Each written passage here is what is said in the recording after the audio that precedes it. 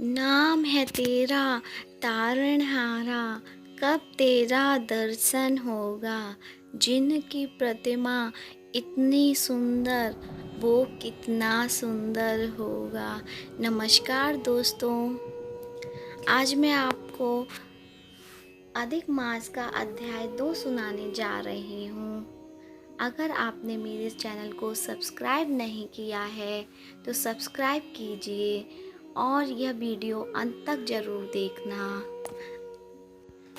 सूत जी बोले, राजा परीक्षित के पूछने पर भगवान शुक द्वारा कथित परम पुण्यप्रद श्रीमद् शुकदेव जी के प्रसाद से सुनकर और अनंतन राजा का मोक्ष भी देखकर अब यहाँ यज्ञ करने को उद्धत ब्राह्मणों को देखने के लिए मैं आया हूँ और वहाँ यज्ञ से दीक्षा लिए हुए ब्राह्मणों का दर्शन कर मैं कृतार्थ हुआ।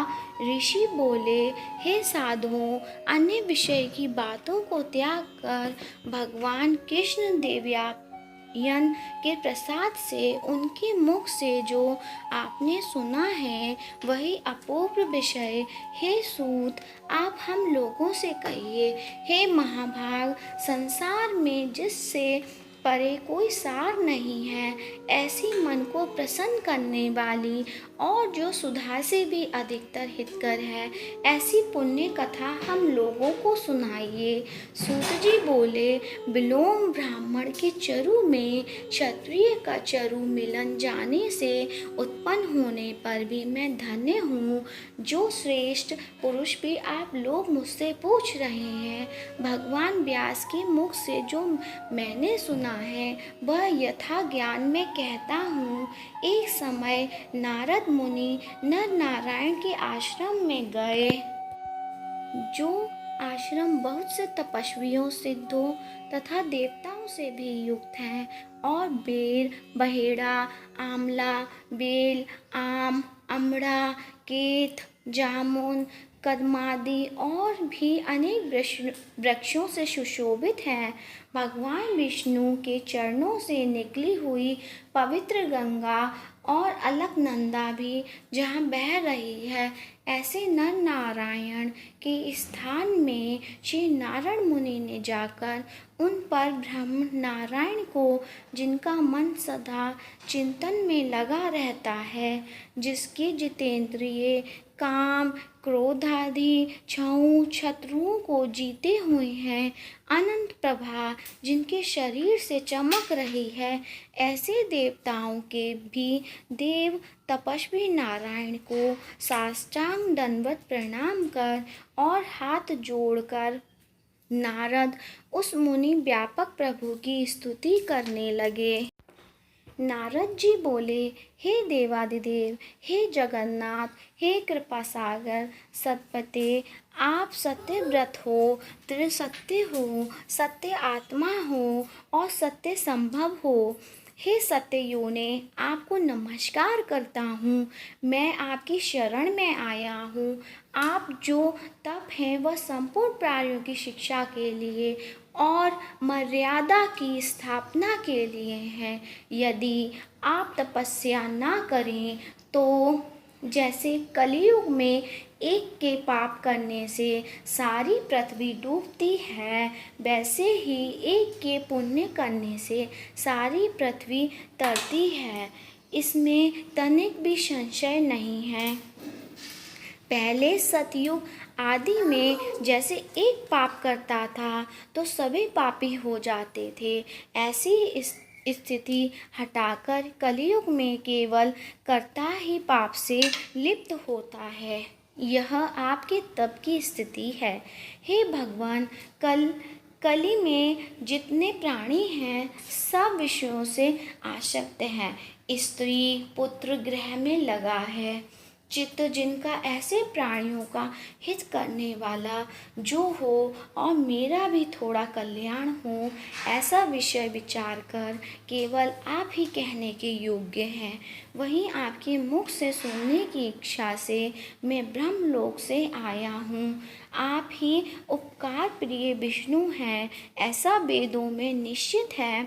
इसलिए लोकोपकार के लिए कथा का सार इस समय आप सुनाइए, जिनके श्रवण मात्र से निर्भय मोक्ष पद को प्राप्त करते हैं।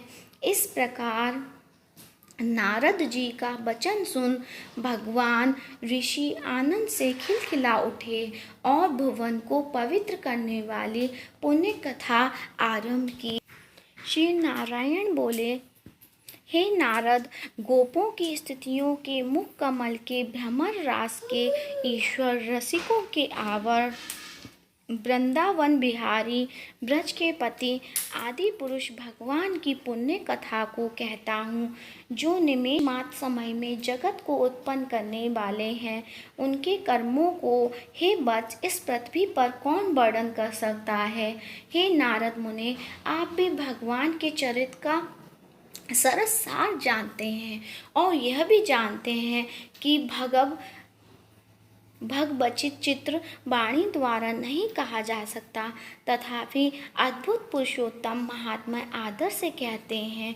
यह पुरुषोत्तम महात्मा दरिद्रता और वैधव्य को नाश करने वाला, यश का दाता एवं सत्पुत्र और मोक्ष को देने वाला है, अतः शीघ्र ही इसका प्रयोग करना चाहिए।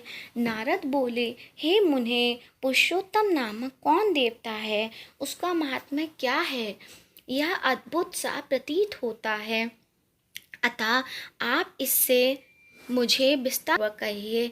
सूत जी बोले, श्री नारायण का वचन सुन नारायण क्षणमात्र पुरुषोत्तम में अच्छी तरह मन लगाकर बोले। श्री नारायण बोले, पुरुषोत्तम यह मास का नाम जो पड़ा है वह भी कारण से युक्त पुरुषोत्तम मास के स्वामी दया सागर पुरुषोत्तम ही हैं, इसलिए ऋषिगण इसको पुरुषोत्तम मास कहते हैं। पुरुषोत्तम मास के व्रत से भगवान पुरुषोत्तम प्रसन्न होते हैं। नारद जी बोले, चेतादि मास जो है वो अपने अपने स्वामी देवताओं से युक्त है, ऐसा मैंने सुना है, परंतु उनके बीच में पुरुषोत्तम नाम का मास नहीं सुना है। पुरुषोत्तम मास कौन है और पुरुषोत्तम मास के स्वामी कृपा के निधि पुरुषोत्तम मास कैसे हुए। हे कृपा निधि, यह आप मुझसे कहिए। इस मास का स्वरूप विधान के सहित हे प्रभु कहिए।